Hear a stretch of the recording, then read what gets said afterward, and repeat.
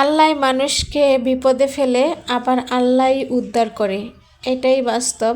তবে মনের জোর আর সাহস এই দুটা থাকলে কখনো ভেঙে না পড়লে একদিন না একদিন দাঁড়াতে পারবেন। তো আমার হাজব্যান্ডকে আমি অনেক মনের জোর দেই, আমার কিছু থাকুক আর না থাকুক মনের জোরটা সবচেয়ে থেকে বড়। তাও আবার এটা আমার শেখা আমার এক চাচির কাছে, যে বিপদের দিনে কীভাবে মনের জোর রাখতে হয়, সাহস দেখাইতে হয়, তাহলে বিপদ থেকে উদ্ধার পাওয়া যায়। তো যাই হোক, আজকে মনটা বেশি ভালো না। তো আজকে রান্না করছিলাম লাউয়ের ডোকা আর টাকি মাছ দিয়ে, গুঁড়া মাছ টমেটো দিয়ে ভুনা করছি আর ডাল রান্না করছি। আলহামদুলিল্লাহ।